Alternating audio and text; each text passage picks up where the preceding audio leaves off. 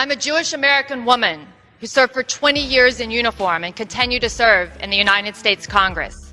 At the age of 17, when I entered the United States Naval Academy, I first took the oath to support and defend the Constitution against all enemies, foreign and domestic. I subsequently repeated that oath 6 times at every promotion in rank, and most recently when I had the honor to become a member of Congress. Is that not enough to prove my loyalty to our nation? The scene opens with Ella, a proud Jewish American and Navy veteran, standing tall on the floor of Congress. Her presence is quiet but commanding, the kind of strength that doesn't need to raise its voice to be heard when she begins to speak. Her words carry both calm and conviction. She reminds everyone that she has taken the oath to defend the U.S. Constitution 7 times. Each oath, a lifelong promise of loyalty and love for the country she served. For over 20 years, Ella wore the uniform with honor. She commanded ships, guided sailors, and protected American values across the globe. But now, after a lifetime of service, she's left asking a question that cuts deep. Is that still not enough to prove my loyalty to this nation? The chamber goes silent. No shouts, no interruptions. Just a heavy pause that says everything words can't add in that silence. Her message lands. In today's divided climate, even those who've given everything, their time, their sweat, their loyalty, can still have their patriotism questioned. Not because of what they've done, but because of political convenience. That it's not just a speech. It's a mirror held up to Congress and to the nation itself. If they do not take action, I think you'll see action from myself on ways that this cannot sustain itself. It's unacceptable in this country.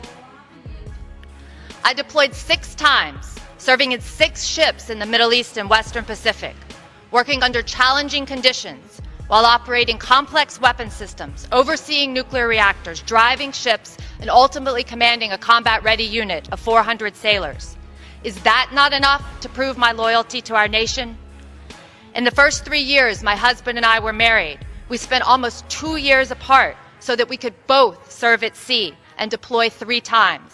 Ella Laura's service record reads like a living testament to American courage. 6 deployments, 6 ships, leadership over more than 400 sailors, and years spent oceans apart from her husband, who was also serving his country at sea. She operated nuclear reactors, guided warships through dangerous missions, and faced hardships that most Americans could never truly comprehend. Ella doesn't just talk about patriotism. She's lived it in every command, every decision, and every sacrifice. That's what gives her testimony its power, because when someone who has given decades of her life to defending the United States has to stand before Congress just to prove her loyalty, it reveals something deeply unsettling about where the national conversation has gone. The fact that she even has to explain herself is the product of divisive rhetoric, the kind that has unfairly cast suspicion on Jewish Americans who serve in public life. Ella's words reach beyond her own story.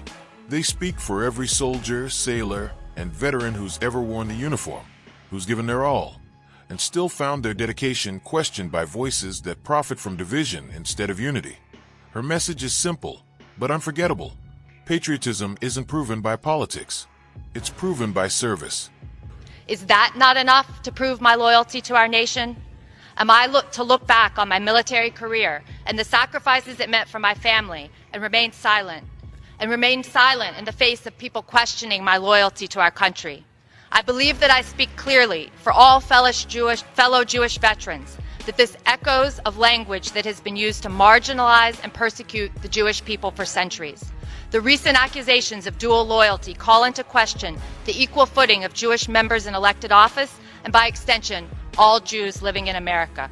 I'm proud to vote on this resolution in condemnation of this rhetoric. I yield my time.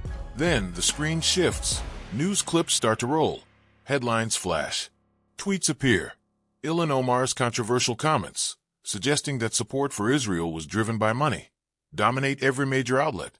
The backlash is swift and fierce. Leaders from both parties condemn the remarks. Congress, forced to pause its regular work, passes a resolution denouncing anti-Semitism, a statement that, in any united nation, should have been a matter of simple moral clarity. But what makes this moment sting even more is that it wasn't the first time. Omar has faced repeated criticism for using language that drifts far beyond debate, rhetoric that echoes old, harmful stereotypes, dressed up as political opinion. And that's what makes Ella Laura's words echo so powerfully, because her testimony isn't just about her own loyalty. It's about a deeper truth.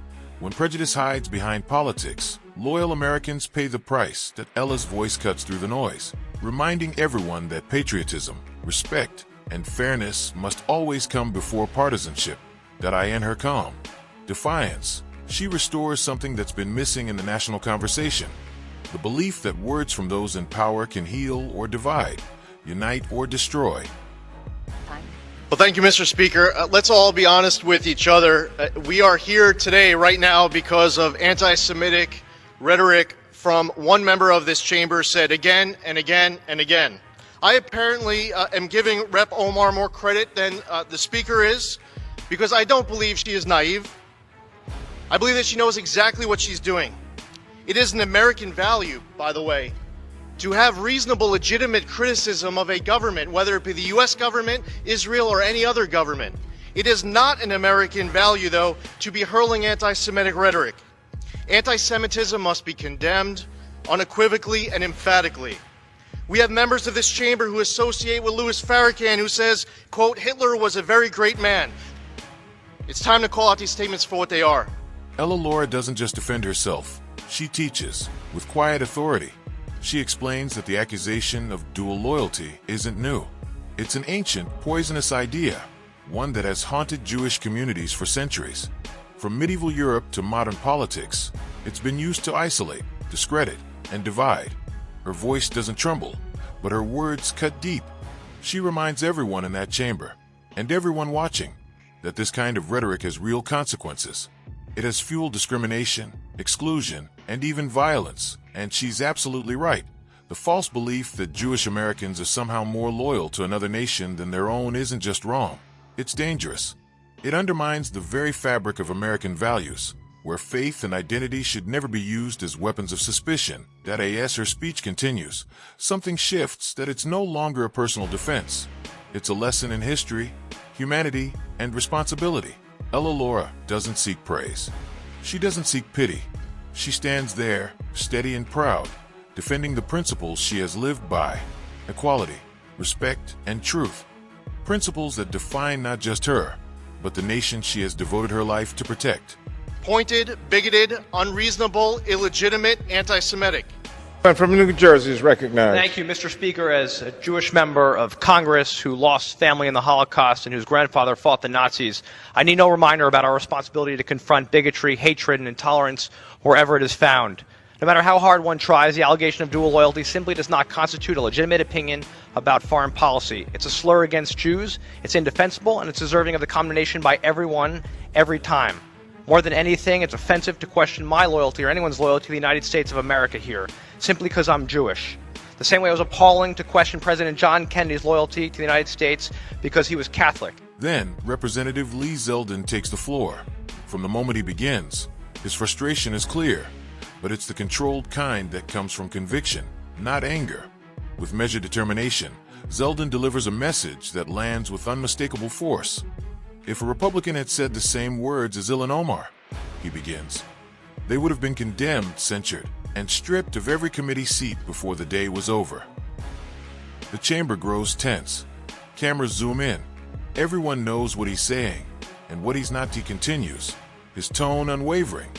But because she belongs to a well-connected progressive faction, she's been protected, wrapped in the language of political correctness and double standards. It's more than criticism. It's an indictment of how Washington handles truth. Zeldin isn't attacking a person. He's challenging a pattern, one that rewards loyalty to party over loyalty to principle. His words hit harder because they're rooted in something simple and irrefutable. Anti-Semitism is never acceptable, not from the left, not from the right, not from anyone. Hate is hate, he says, and it must be condemned every single time, without hesitation, without exceptions. For a moment, the noise of politics fades. Zeldin's words hang in the air like a mirror, forcing everyone in that room to ask themselves what they truly stand for. It doesn't sound like partisanship. It sounds like a call to conscience. I'm glad that Congress is voicing its opposition to anti-Semitism and made it clear that dual loyalty smear is unacceptable. Unfortunately, it was also clear from the discussions this week and the ultimate resolution that anti-Semitism is being treated differently than other forms of bigotry and hatred. There shouldn't be an asterisk next to anti-Semitism, and I'll continue to fight it. Time has expired. Thank you. Remarkably, Mr. President, for the second time in just the last 3 weeks, Speaker Pelosi apparently feels compelled to have her members vote on a resolution that would reportedly condemn anti-Semitism. A resolution that will purportedly condemn anti-Semitism. Unfortunately, again, for the second time in just the last 3 weeks, this seems to be in response to the invocation of crude, hateful, and backward anti-Semitic stereotypes by one specific freshman member of the House Democratic majority. Then, Representative Josh Gottheimer steps to the microphone, and instantly, the energy in the chamber shifts. The room quiets. His voice carries not outrage, but something deeper: emotion, sincerity, and memory. He begins with his own story. He speaks of family members who never came home, relatives lost in the Holocaust, and of a grandfather who fought bravely against the Nazis. For him, anti-Semitism isn't theory or rhetoric. It's history written in names and faces. Gottheimer's tone is steady, but the weight in his words is unmistakable. Anti-Semitism isn't a political issue, he says softly. It's a human one. Then he draws a connection that cuts across generations. He recalls how President John F. Kennedy once faced suspicion for being Catholic, questioned about whether his faith made him less American. Questioning a Jewish American's loyalty, Gottheimer says, is no different. It's wrong. It's dangerous. And it has no place in our democracy. The chamber stays silent, not out of discomfort, but respect. Even those who disagree sit still, listening. I end that moment. Gottheimer isn't just a congressman, that he's a grandson, a son, a man carrying his family story into the heart of American power. His message is simple but unshakable. Hate, no matter how softly it's spoken or cleverly disguised, must always be named, called out, and rejected.